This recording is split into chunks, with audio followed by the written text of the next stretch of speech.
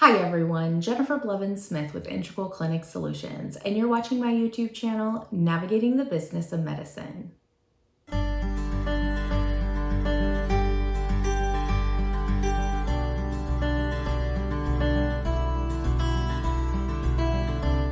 Today I want to talk about the upcoming changes that the NCQA is implementing July 1st, 2025. NCQA stands for National Committee of Quality Assurance, and they help regulate and monitor credentialing of different aspects of healthcare. There are times where not just providers need to be credentialed, there are situations where the groups have to be credentialed, and they help oversee all of this information, and they ensure that the quality of care that patients should expect to receive is going to be received based off of the expectations they set when it comes to insurance companies, providers, hospitals, and who they employ and things like that, okay? So starting July 1st, they're changing some of their requirements, and I wrote some of them down. If you are directly certified by the NCQA or you are accredited by the NCQA, you need to make sure you look into this further if you haven't already. A lot of people are saying with these changes that utilizing a credentialing software that helps with some of this is going to be beneficial, which I agree after reading through this.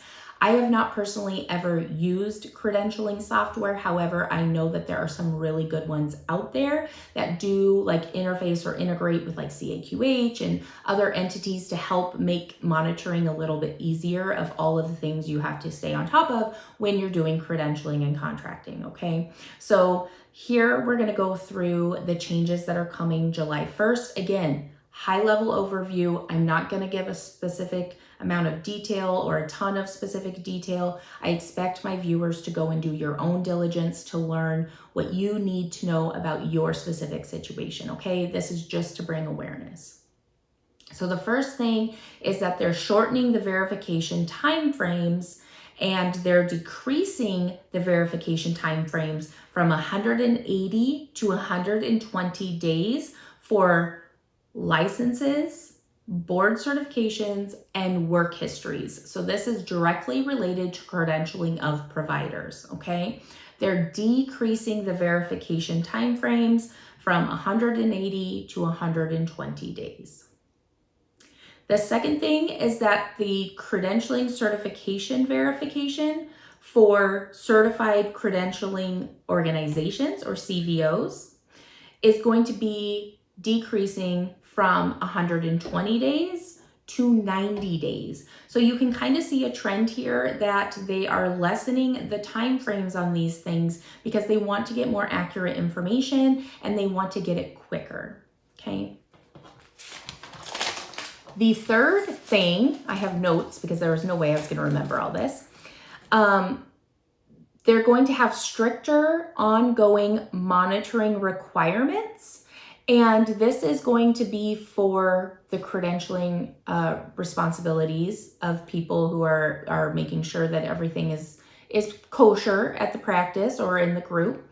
The monthly checks are going to be required for the exclusions for Medicare, Medicaid, and the SAM.org program. So they are going to expect you to be monitoring on a monthly basis the exclusions list at Medicare, like OIG, Medicaid, which would be your local state exclusions list, and the SAM.org to make sure that none of your providers' groups are on the exclusion list, okay? And you're probably going, what the heck is SAM.org? Because I honestly didn't know. And SAM is an acronym for an award situation, but basically it's a registration through the federal government for any federal businesses to register if they want to receive grants and contracts or receive reimbursement for certain programs. So FQHCs, RHCs are going to be really great examples of this. So if you are wanting or you receive federal grants or contracts through the federal government, not Medicare and Medicaid to my knowledge, but other healthcare situations that they offer, like the Federal Qualified Health Centers, FQHCs, then you are needing to check this as well. So you would just need to make sure that this is happening on a monthly basis, checking those exclusion lists.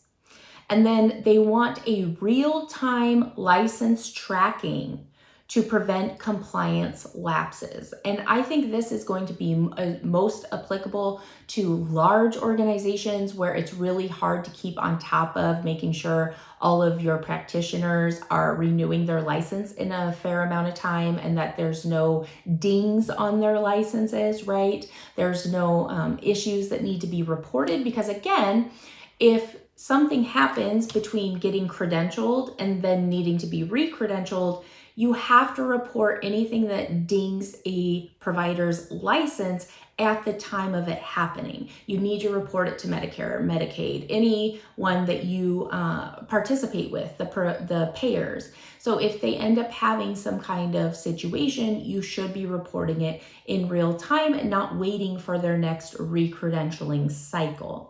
So this is going to be something that is going to take a lot of time for smaller practices. But again, the software that you could possibly use could do this for you automatically and send you reports so you don't have to manually do it. And of course, there's going to be a cost factor there and a time factor that you would have to compare.